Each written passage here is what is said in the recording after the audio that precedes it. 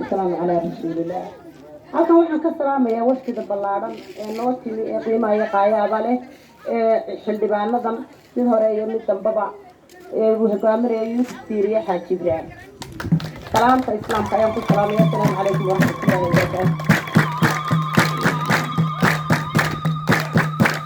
mar labaad waxaan salaamayaa dadweynahan reer Warxibhaan ee karaamada iyo sharafta leh ee haween iyo dhalinyaro iyo arday inamo iyo hablaba xildhibaan kasta oo noo yimaada iyo kasta oo noo timaada sida hagar la'aanta ah ee sharafta iyo qiimaha leh ugu soo baxa ee aan godobta iyo garooca lahayn ilaahay hayna karaameeyo.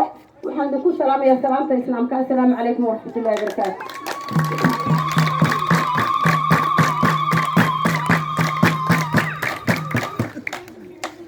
waa sida idhaahda kala badin maayo waxay la tahay maanta gobogobihii bay maraysaa.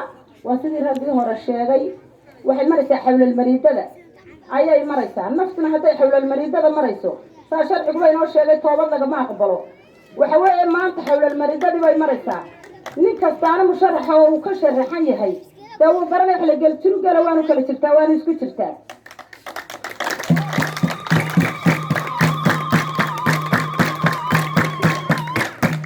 marka waxa weeye dadku qof walba musharax ula socdaa waynu wada fahansannahay. soo dhawayntana waynu ka simannahay oo waynu ka karaamaysannahay oo sharaf baynu ku leenahay. ilaahayna xaggiisa haynaga karaameeyo. waxaan leenahay musharaxan maxay ahayd Yuusuf Tiiriye Xaaji Ibraahim calaamadeeda waa tii laydin sheegay waa 213. haddaynu nahay haweenka ayaan anigu ka hadlay raggu deys balami bay la tahay oo warsumaadka garan laakiin dumarka wax badan baa dhaafa.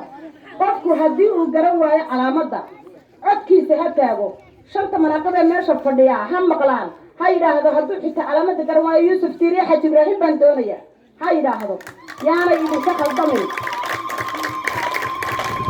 si aan loo khaldin oo aan codkiisu cidlo ugu dhicin ama meel kale loogu calaamadin.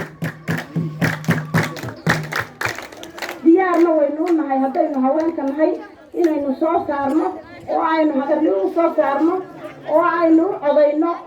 isaguna ilaahay subxaana wa tacaala ee markuu guulaysto uu guulaysan doonaaye ka ina anfaca ee dalkiisa iyo dadkiisaba anfaca ee degmada Warxibhaan biyo maalin walba qasaacda naga qaadanayaan inaga xidha ilaahay ha ka dhigo.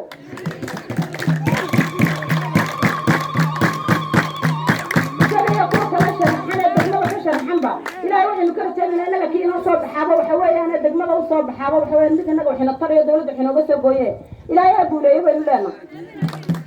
ilaahay ku guulaysto ha ka dhigo. innagana kuwa tacab khasaare ilaahay nagama dhigo. ilaahay ha ku guuleeyo.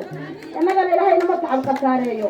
codkeena laakiin haddaynu haweenkanayso kuma hagaagnihin dawlamaynaan taagnin hamidowdaban leena insha allah bismillaahi kariim insha allah saasaynu ballama codkaygana badin maayo.